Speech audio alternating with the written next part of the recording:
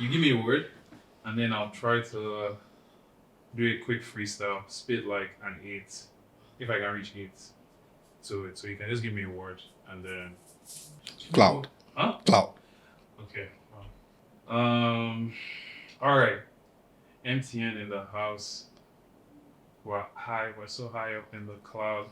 This episode is a banger. You know it's about to be loud. Okay, cool stuff. Every time I'm done, I leave the crowd wowed. Okay. I'm switching up the flow. You know how it goes.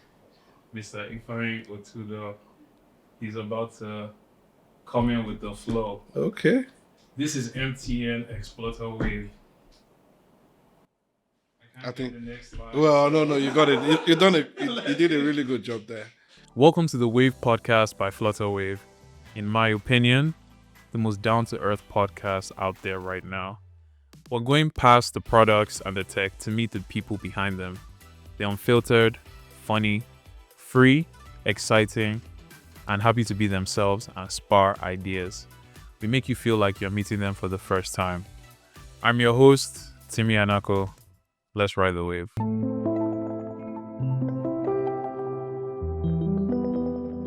Hi guys, welcome back to the Wave Podcast. It's your host, Timi Anako, and today we have a very special guest for you on this episode. I'm going to give you a hint so that you know where or who is speaking from. Oh, Jerry. If you guessed correctly, you know that we're talking with MTN today. We have someone very special from MTN. If you don't know what MTN is, you're probably living under a rock. MTN has been the network that's kept people connected, power calls, data, and everyday communication across Africa and beyond. And one of those people making that happen right now is Mr. Ifeanyi Otudoh. Ifeanyi, welcome to the Wave Podcast. Thank you so much for having me here. I'll prefer you call me Ifeanyi. Okay, cool. And I X the Mister. All right, cool. We're keeping it young. Not that I have a problem with the Mister, but let's just keep it simple. Sure. And techy sort of. All right, no worries. Thank you for that. In this episode, we'll be exploring your role in MTN's transformation, right? As one of the leading voices in the cloud and digital space, you're helping us redefine what it means to be an internet provider, moving from just simply connecting people to empowering businesses and shaping Africa's digital future. But before we dive into the nitty-gritty, how are you feeling? I feel good. I feel excited to be here. It's just interesting. First, I like the color of the desk. Yeah, that's one. It feels really good to be here to sort of talk technology, but again, not only just talk technology, talk it from a people standpoint, from the lens of the people, how it sort of makes life better for the average African, for the average Nigerian person. I think it's pretty much exciting. So whenever I get into such conversations, I feel really excited, and I'm looking forward to this. That's cool. You said something about being excited to talk about from a people perspective. You think people look at tech like in an abstract way, or it's not communicated in a way that people can easily understand? So I at the end of, so a lot of people look at tech as some shiny stuff, right? But and they seem to always, they sort of feel a bit distant from when we talk technology. But again, what I try to do is when I speak technologies to try to bring it home, how it impacts the everyday people. I think it sort of makes them appreciate, the conversations around technology a bit more when they understand how it sort of impacts on their lives, their engagement in their businesses, how they engage with their friends and family. For me, that's speaking technology from the lens of the people. And I think that's pretty much a better place to kick off such conversations. Yeah. That's cool. So you want to make it relatable? Yeah. All right. Before we start, I'm going to give you a quick temperature check. We're going to do some rapid fire questions. So don't think too much. Let's just have your quick answers. Are you ready? Go ahead. All right. We're talking about clouds today, right? So I want you to explain what a cloud is to me. Like, I'm 5 years old. Okay. So for a 5-year-old, a cloud, I would say a cloud is look at it as a small, well, not a small box, as a box, Okay. right? A magical box that has got all sorts in it. Stuff that can create magic for you, magical moments for you. But you know what? They don't stay in your room. It's somewhere in the sky. Okay. In the sky. So like at the 5-year-old, if I look up, is it gonna be up there? It's somewhere up there. Okay. Fair enough. All right. Another question. What's a tech tool that you can't live without? My phone. Easy. That's quick. Yeah. Okay. What's the biggest tech myth you wish people would stop believing? Well, I think that people need to see technology as an enabler and not some shiny stuff. I think that's one myth that people need to get off their minds because that sort of puts them in a position where they can completely embrace it and then sort of leverage, what it brings to the table, right? In terms of innovation, the opportunities that it sort of opens up for them in their everyday life. Right. So for me, that's one I think that a lot of people need to clear, on their minds. Okay, quick question. What do you think about AI? AI, I think, is interesting. Sweet stuff, great technology. But we need to be mindful on how we apply it. Okay. Right. Just like every other tech stuff that has also come up. Right. When the internet did come up as well, it was great stuff. Question was, what's the governance? How do we sort of apply it in a way that we sort of create meaningful impact? So it's the same thing for AI as well. So for me, it's great stuff. Okay. What's the weirdest thing you've ever Googled, if you can admit it?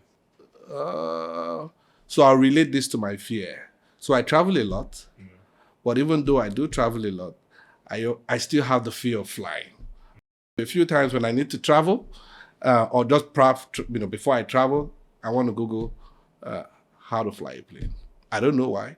Like actually fly the plane? I don't know why, but that's pretty much what I've done that a few times. Many times, actually. Okay. As you've Googled it, when you got on the plane, they give you an opportunity to at least... I don't even want that opportunity right now. I think I'm cool with what I do. Okay. Let me give you one more question.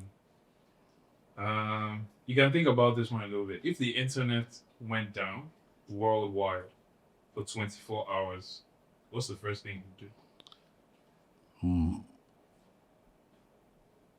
I will still stick to my phone. Why? I'll stick to my phone and I'll do offline music. I think that when I listen to music, it's sort of a chill moment for me because when you have 24 hours of downtime on the internet globally, that's some concern. So to manage that anxiety, I'd rather just flick to my music, and wait it out. Can I ask, who are your favorite artists?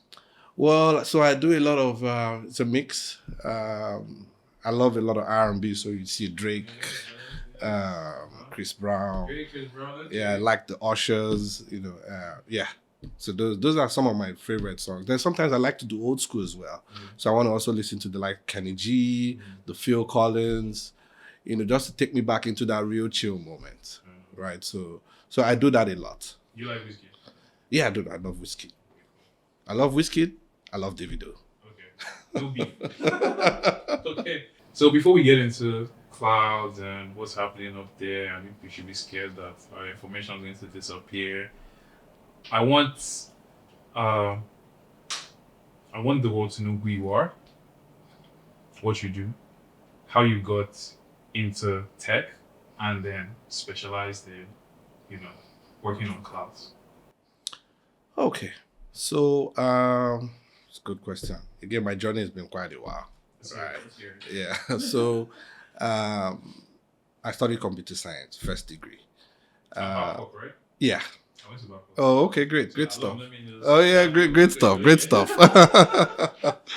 Okay, so studied computer science, but even prior to computer science study, I've always had there was just this thing about what's in that box, what's in this thing called technology, which was also what sort of led me into studying computer science. But again, coming out of school, I then found the desire to always wanting to leverage technology, piecing technology together to create value, right, in every sector. And that sort of took me into the banking industry where, started as an infrastructure person, looking at how to piece technology together to impact people. And I love to do this at scale. So what you would also find is that in my career, I've also had to work in places where the customer base is pretty wide, right? Because it just brings, there's this excitement when you understand that what it is that you're piecing together impacts people at scale. You know, like you're adding real value. People see your output and they're putting money on the table to get, you know, to derive that value. And then every day when you see them move around, you just sort of feel that the excitement on their faces and whatever progress that they're making in their careers, student or, you know, whatever field, sort of had indirectly or directly has comes from some of what you may have pieced together. So over the years, that's pretty much what I've done. Worked in the FSI, I've done a couple of consulting as well. Well, the FSI called the financial services, you know, industry. Yeah, done a lot of consulting as well within the media broadcast space. I've also then pivoted into telco, where I've worked extensively for MTN, done real technology stuff, build ground up. But now on the business side as well, where we now talk technology, but more than just talk technology, like I'd mentioned, sort of now piecing it in a way that addresses real people issues, right? Either in the business line, as a student, you know, just everyday people, right? So that's pretty much the summary of my career. It's been exciting. If I have to do this again, I'll do it again.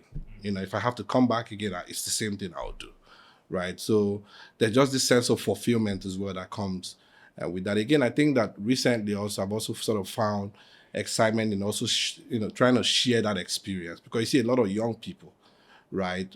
Well, I'm young, but younger people who are also trying to sort of figure their way out. Because I also was in that position where I was trying to figure my, and I had to sort of rely on mentors, right? And so when I have the opportunity to speak technology, you know, for people to understand how best to embrace it to impact their lives, I love it.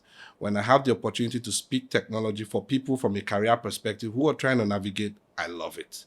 You know, so yeah, so that's pretty much my history. There's a whole lot of, you know, other things, but I'll just summarize it. There's, you know, I've been in quite many places, and again, that's pretty much helped me to shape my experience in this part. And sort of puts me in a position where, like I said, we not only build, right, but we also want to be able to share knowledge and talk to people about how technology can actually create new value for them in their businesses and their day-to-day lives. Yeah, that's great. I want to ask, you've been so many places, worked in financial services, media comms, you consult, and this and that. So what's like your biggest takeaway that you've had in working in all those spaces? Well, I think that the biggest takeaway is you need to be prepared for new stuff, right? Because what you built this year and was a success, right, might not be able to sustain the customer expectations the next year. So you need to continually find ways to evolve yourself, right? So it sort of makes the career, it sort of makes the journey exciting. So you're learning every day, right? You're learning new stuff. You're learning customer behavior. You're learning new tech. You're learning new stuff around governance process, and then piecing all of that together to not only meet the needs of the people today, but also their needs tomorrow and in the future. So for me, it's that continuous improvement. I would say people need to imbibe if you really want to thrive in this career. That's cool. So basically, you've learned sustainability, not just building for now, but for the future. For the future. Yeah. That's great. Let's talk about MTN real quick. Everyone knows MTN with data, SIM cards, you know. MTN, everywhere you go. Yeah. But what's something that people don't really know about MTN today? Okay. So what a lot of people what a lot of people don't know is that MTN, beyond just the conversations around SIM cards, megabits, you know, airtime, that MTN is also a digital platform provider. What you find is that we've pivoted from just providing, you know, what you understand as, you know, phone call services and connectivity, to providing digital platforms, cloud infrastructure for innovators or startups to be able to build new stuff that address real people issues and create value and wealth for themselves and their families We also have the IoT space. Okay. So IoT. Internet of Things. Okay. So there are a lot of conversations happening around surveillance. You hear stuff. Where you when you buy a camera, for instance, and then you put it in your home, and then you're out on the field, and you want to be able to punch on your device to see what's happening at home. That's pretty much MTN as well, at play. So a lot of people, sort of feel that MTN or think that MTN just plays in the mobile, But again, we've evolved to being a full technology platform, provider. That sort of just powers growth for businesses within Nigeria, one, but beyond Nigeria as well, across the African continent. You go on the streets today, you ask somebody, what does MTN do? Mobile phone, my SIM card, my data, But we've over the years we've gone beyond that. Okay. Yeah. So when exactly did you start getting serious about the cloud space and the pivoting you've done from just be telecoms provider, and then what was the mentality of that shift internally for you guys? Like, what drove that for you? Okay, so over the years, right, you would find that we've built an extensive network across Africa. And then some years back, we started to ask ourselves, beyond connectivity, what other value can we begin to put in the faces of our customers and the people that we serve? So that they can unlock new potentials. One, they can begin to, when you unlock new potentials, you're unlocking new revenue streams, and they can live a better life, right? That in itself then triggered what we call the Ambition 2025. Okay. And the Ambition 2025 is simple, right? To pivot MTN from just a telco company, right, to a technology company, where we're providing platform services that will drive, African growth in Africa. Now, the other question as to what it takes, or the process that we've had to also undertake internally, is two things. First, from a culture perspective, one, and also from a technical perspective. I'll start with the culture. Now, from a culture perspective, what you find is across the length and breadth of the entity, right, there's been a mindset shift. Okay. Because now we sort of need to understand, or everyone needed to understand, that we're no longer just doing minutes business, per second business, and all. We're going into technology where we need to understand the needs of the customer. We need to listen a bit more, right? Understand what the customer needs and solution in a way that addresses not just their immediate needs, but also when they start to scale, right, that we are also meeting them at that point. More importantly is also the price points, right? The price points also need to, need to be right. So that in itself put us in a position where we started to relook our skill set. What sort of skill sets do we now want to warehouse, right? You're talking cloud native, you're talking API. These are completely new sets, skills. These are technologies that require new skill sets. Yeah. So as an entity, we also needed to put together a program where people start to sort of upskill themselves, and where we needed to sort of resource, and that in itself had to happen.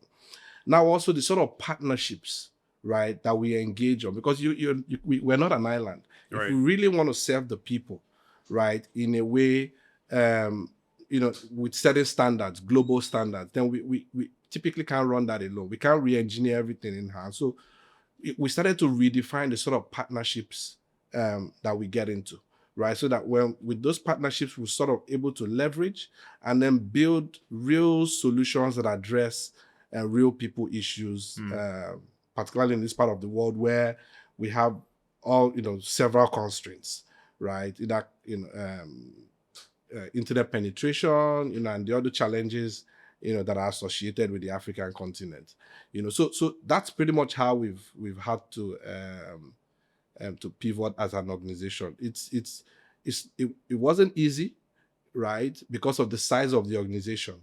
But again, when the will is there,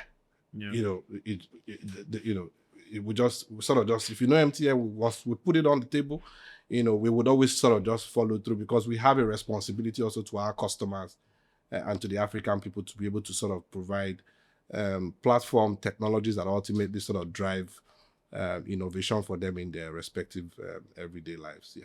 Right. So it's all about the people. It's about the people, Right. you know, and that's why I like to talk. Like I said, when we started, I prefer to speak technology from the lens of the people, because the people need to also understand, how does this really impact my life? You know, all of this great stuff we're talking about. How does this allow me a new revenue? How does this allow me take care of my family better than I do today? Right. Right. So it's important that when we're speaking the story, when we're telling the story, we sort of speak from the lens of the everyday African person. Right. They need to understand what it's going to do for them. Yeah, absolutely. Let's touch on clouds. For, I want to say, the average Nigerian, when you say a cloud, it sounds like tech jargon. If you are connected online, you know, people have things like, they associate cloud with storage. Oh, my Apple iCloud, my Google Drive, this and that. The way you're saying it, it's not just internet storage, right? So what does it really mean, or how far does cloud extend beyond the coining of, okay, something I just used to keep all my stuff in the internet? Yeah. Well, so let's bring this home again. Okay. So let's take a scenario. Let's role play this. So you look at the market woman, right?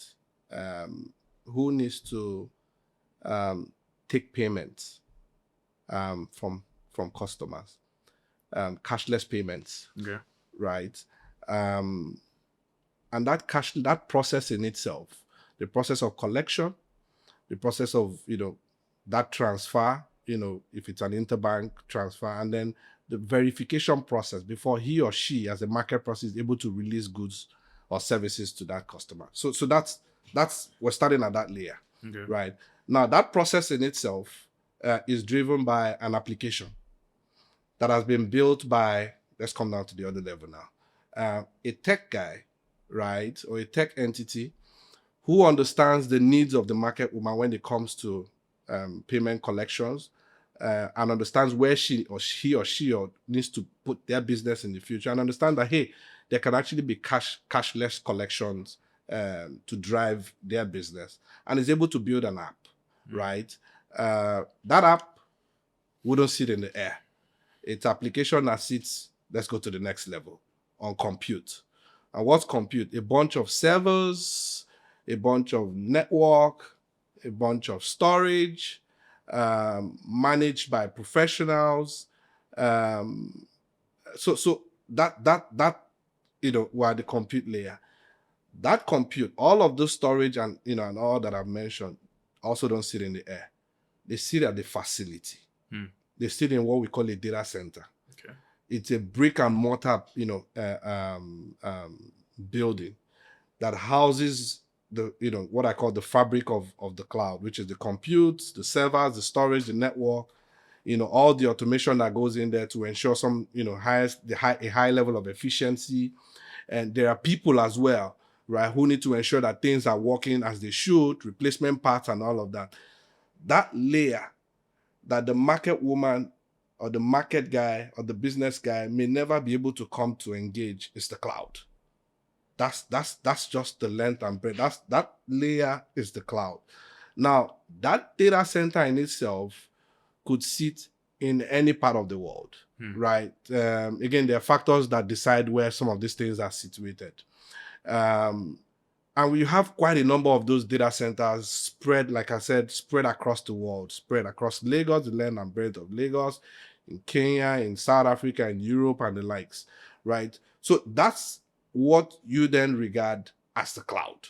So again, like I said, I prefer to take it from, you know, the everyday people and then break it down so that people begin to understand that when they're engaging in their marketplace, and they're doing transactions and they're excited and happy about the potential, you know, about the opportunities that cashless, you know, technology sort of brings to their business. Right. That it ultimately means that they're consuming some sort of cloud service, because the application or the engine that sort of makes all of that happen, like I mentioned, sits, you know, somewhere. Yeah. And now we know where it sits. That's the cloud. The data center in itself is the cloud. So they're having a slice of all of that, that's I think that's pretty much one way to break it, to bring it home. Again, look at a business person who's trying to appeal or create value or break into new markets, right? And these are borders where they pretty much may never have even stepped into, but they want to be able to also service people in that ecosystem, in that country, for instance, right? And you have a tech person who's built a marketplace where the business people are able to sort of advertise their businesses or put their businesses on that marketplace. That marketplace is pretty much either a web application, and all of that. That in itself sits on a bunch of machines, boxes, and those boxes, like I'd explained earlier, also reside in a data center in a secure facility. So this, pretty much just gives you an idea as to how the everyday people benefit from, all of this conversation, about Right. cloud. Yeah. So it's more than just storage. It's like powering a lot of things. Absolutely. Yeah. So when you have the opportunity to walk into one of those data centers, it's huge. You see a lot of storage. It's just one of it. You're going to see a lot of compute. You're going to see a couple of cables, pretty much well arranged. There's a lot of cooling activity. There's power being generated, and there's an army of people as well who are making sure that things are working as they should. And in some cases, you have some sort of robotics, because there's a lot of automation as well. Because you also need to look at how do you want to infuse efficiency in how you run your data center, so that at the end of the day, the people up there, the market person who's consuming that business or consuming that service, can also consume and know that there's some level of reliability in what they're consuming. One, there's trust, there's efficiency as well, right? And that the price point also is pretty much meets them at the point where they can afford. So all of what happens at that data center and how it happens ultimately impacts things like even the price point and the experience that the average market person or the average business person would experience when they engage these services, the two services that I have mentioned. But this is just two. There are many other areas where people engage cloud on a day-to-day, but they pretty much don't know. But it's all driven by cloud services. No, okay, all right. So you mentioned that there are many more. Yeah. So again, I've talked about the business side. Yeah. So let's switch a little bit to social side. Okay. Right. Dating sites. There are people who, want to meet new people, right? And these are people who you don't physically have to see from day one or day zero, but ultimately you get to meet them. But again, where does that journey start? A dating site. Now, that dating site is an application, again, that has been built by a tech company, right, that understands the needs of the people who need to engage that service. Now, they've built that application, giving it a good look and feel in a way that customers or people, can interact and have a great experience, right, and be able to connect with new people, right? That application in itself, again, sits on a bunch of compute, servers, storage, network, managed by people with some level of robotics in it as well for efficiency. Now, all of that don't sit in the air. Again, they sit in a secure facility. This is where we call data center. Again, the data centers are brick and mortar places. So they're places, they have fences, they have buildings properly well structured, but built and designed for purpose, for this sort of purpose, right? That's in itself, again, another way. When we engage email systems, you get on your phone, you're sending emails to people, you're chatting with people, and they're responding. All of that, is driven by an application which you don't have physical access to, right? But again, it's been developed. These are systems that have been developed by technology companies. Again, they don't sit in the air. They're applications with logic in them that have been built and reside on compute. Okay. They reside on storage. They reside on a bunch of network managed by people, and in some cases with some sort of robotics in it, embedded, right? And all of that, again, don't sit in the air. They sit in a secure facility. That facility, with all of what I have mentioned, is what constitutes the cloud.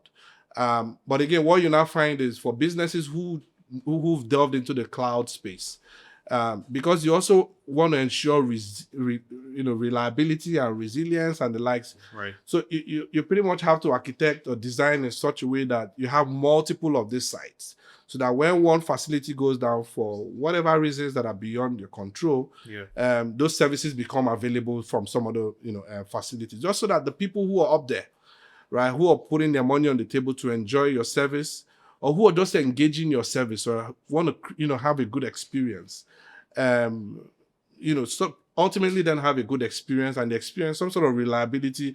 They know that when they go there, the service is available for them, right? So that's typically other ways that this sort of impacts the everyday. And then we talk about the CBT exams, the exams that some of us have to write to get into universities.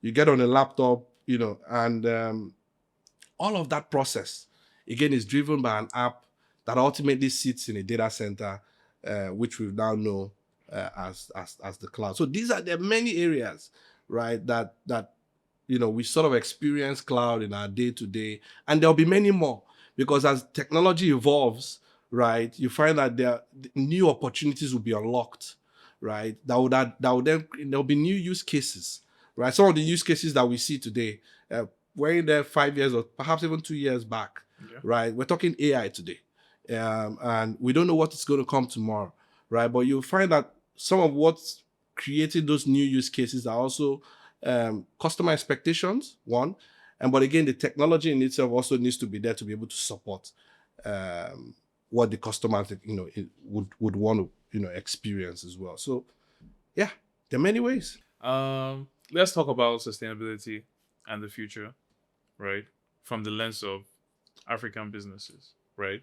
What's the mindset shift that African businesses need to make about going digital? Why must they put their stuff on the cloud? What's the essence of cloud? You've talked about how it's going to benefit their businesses, right? But in what way? How does it become real to them? Speaking from the lens of the everyday person. Yeah. So a bit of it we've touched on, right? But before I even go into that, I think it's important for businesses, right, to understand that going digital isn't a shiny stuff. Okay. It's not a great to have. It's not a nice to have, right? That mindset of it's expensive also we need to take it out.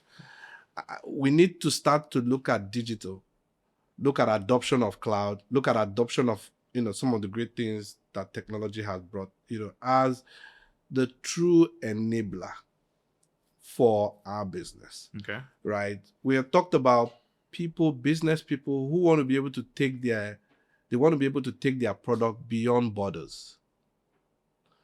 That can only happen at a very, cost efficient way, leveraging, technologies like the cloud, right? Putting their products in marketplaces, online marketplaces that have been built, off the cloud technology. It sort of puts them in a position where people can access their services, their resources, their offerings, whatever value they're bringing to the marketplace globally. So you have an entity that is sitting, or running out of, a one-bedroom apartment in the busy city of Lagos or in Nairobi, Kenya. But again, that business is able to sort of show presence on an application in a marketplace that is powered by the cloud, and then you're appealing to customers that are global. Right. That opens up that's borderless opportunities there that you're unlocking. Right. That's one. Two is just leveraging the AI technology in itself. Right. Leveraging, of course, that the AI also thrives on the cloud. Of course, we all now know where and how the cloud, sort of is defined. Leveraging that also sort of for the younger people allows some guy who understands the concept of design, look and feel, UI, UX, but perhaps may not even understand how to code a website, to be able to leverage an AI app, right? Leverage their experience and their knowledge with respect to UI UX, and then leverage the AI app to build a website for people, for businesses, and be able to earn money and earn income, new revenue, right? So you have that as a, you can have, those are side hustles. Same guy is, during the day is running his barbing salon. So just leveraging technology in diverse ways sort of opens up what I call new revenue streams, right? Without even moving an inch out of your 1-bedroom apartment, right? So there, and these are just little ways that people can sort of leverage technology to unlock new potentials, new opportunities for themselves, Right. to also grow their businesses and new revenue, and sort of thrive, irrespective of where they are. Can be the rural area, all you need is just connectivity, and then you have access to all of, this great technology that we talked about. Right. So it opens you up, basically. Absolutely. Takes you out of your... Absolutely. It's endless opportunities. It's a function of how you're thinking. What's your drive? What's your vision? What are you hungry for? Right? What's driving you? How far and wide are you willing to go as a person? And then you leverage this and the enablers, and the world is literally just yours to take on. So that's the mindset. That's the mindset that people need to, every business person, right, should bring to the table when it comes to conversations around technology. So ask everybody who comes on here this question: do you see yourself or your life as a concept? Like, you, in the beginning, you had said you'd gone through a different set of experiences, right? You did computer science. You wanted to learn more. You find yourself in banking. Still worked in the financial space. Did some consulting, media, entertainment. Do you see yourself as a concept? Like, you look at yourself, okay, this is where I am now. This is where I want. This is what I'm doing now. But this is where I want to be, or this is where I think I'm pivoting to next. So, do you see yourself like a concept? Well, yeah, because it's about growth, really. So if my understanding is right, the concept, I'll think it and look at it as a growth path, right? And if that's what it is, absolutely, because you want to always journey. There's no end to it, because customer expectations and needs will continue to. So you need to always, like I said, we talked about continuous improvement. So, yeah. So if someone was to summarize your concept, it would be Ifeanyi Otudoh, continuous improvement. Absolutely. Okay, I think we have one. That's it. Thank you very much. Thank you. I always dap everybody up. So thanks, man. It was good being here. Thank you for all the insights you shared, everything. I think this was a really good episode. Thank you. Thank you for joining us on another exciting episode of the Wave Podcast. Like, share, subscribe if you enjoyed the video, and we'll see you again next time. Bye. Bye.